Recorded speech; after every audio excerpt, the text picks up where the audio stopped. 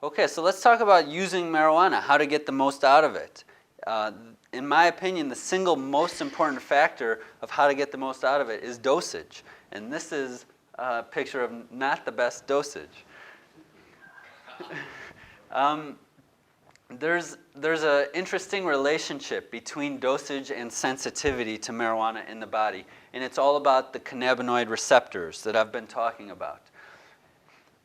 The cannabinoid receptors are present throughout the body, and they're more present than any other receptor system in the body. And the scientific way of saying that is they have the most density throughout the body. But even in that density, there's variations. And over our lifetimes, a person could have more or less marijuana receptors. When you have more receptors, it means that you're more sensitive to marijuana, and a certain dose will give you a stronger effect. When you have less receptors, then you're less sensitive and you get weaker effects from that same dose.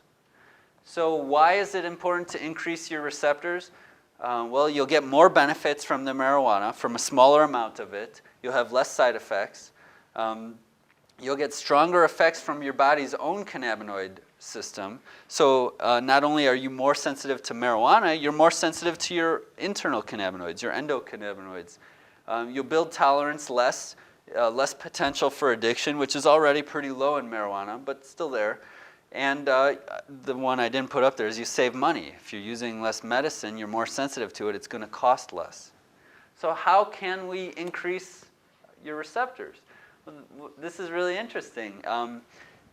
Small doses of marijuana administered acutely have been shown in studies to actually increase the number of receptors in the body. It actually signals the body to start building more receptors, and those receptors make their way to the cell membranes, and then they're ready for action.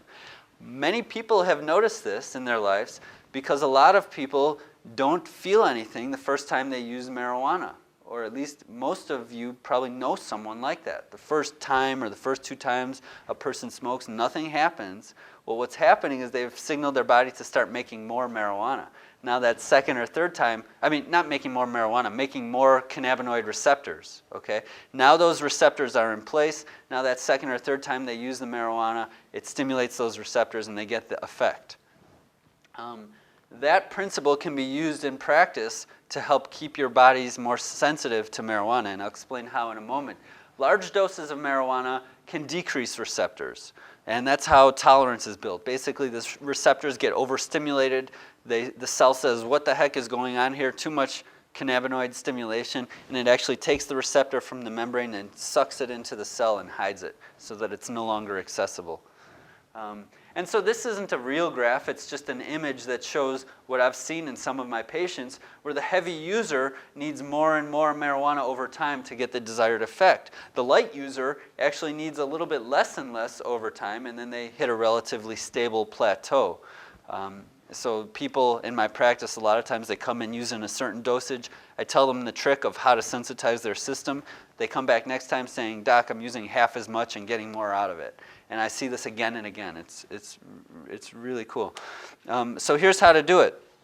The general rule of thumb is to always use as small an amount as possible.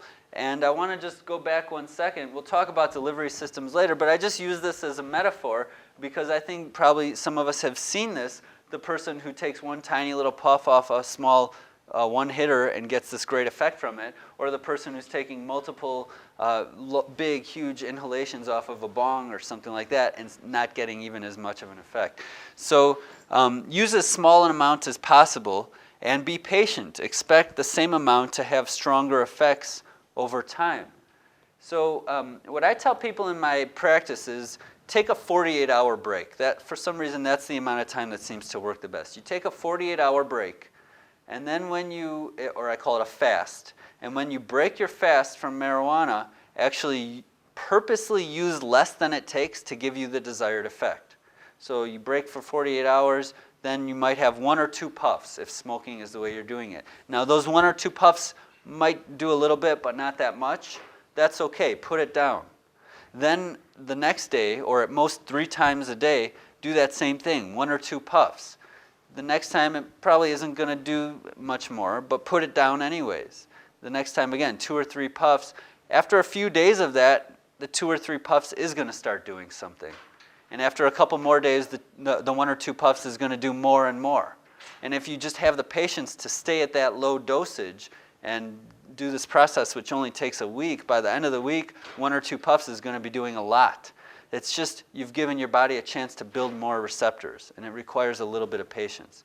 So again and again, people do this 48-hour break followed by a period of sensitization, and they come back and say, yeah, I cut my dose in half, I'm getting more out of it. They come back the next time, hey, I did it again, I cut it in half again, I'm getting more out of it. Now I'm down to 1 or 2 puffs, and it's great. Now everybody's different. I'm not saying that that's the perfect dosage for everybody. 1 or 2 puffs, 2 or 3 times a day is what I see a lot of my patients doing to get optimal results, but some people need more. There's some based on their internal physiology or based on the disease they're working with or whatever. So I'm not giving a cookie cutter example of how to dose marijuana. That's different for everyone. What I'm giving is a pattern that you can use to increase your sensitivity to it that works quite well. It's also important to stay conscious of if you're using too much. If you find yourself needing more and more marijuana to achieve the same effects, then you're building tolerance to it. Notice that when it's happening and just do the sensitization process and short-circuit it. There are withdrawal symptoms of marijuana. A lot of people dispute this. I think there's been 2 good studies, I think, that document it. They're generally mild, no worse than withdrawal from some other safe things like tobacco. But they are nausea, decreased appetite, trouble sleeping, anxiety, depression, anger, restlessness, craving for marijuana. These are real. So, and I'll get to your question in 1 second. So I had a patient who came in and said, I have nausea first thing in the morning every morning, and this is why I need marijuana, because I have to smoke it first thing in the morning to cure my nausea. And after figuring out what this person's lifestyle was like and relationship with marijuana was like, I realized that he was using so much throughout the day and then smoking right before bed. Overnight, he was starting to go into marijuana withdrawal and waking up in the morning having a withdrawal symptom of marijuana, the nausea. And so by helping change his dosage, he was able to eliminate that. So he was literally just using so much, he was downregulating his cannabinoid system so much. Exactly, and that's a very common condition that marijuana is used for, is lack of appetite or nausea that's preventing eating.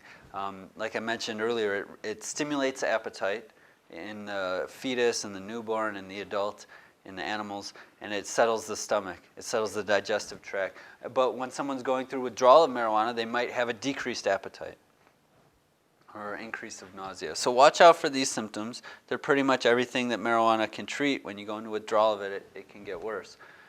The other thing about sensitizing your cannabinoid system is that you'll be able to experience the effects of your endocannabinoids more readily. And this is the natural high.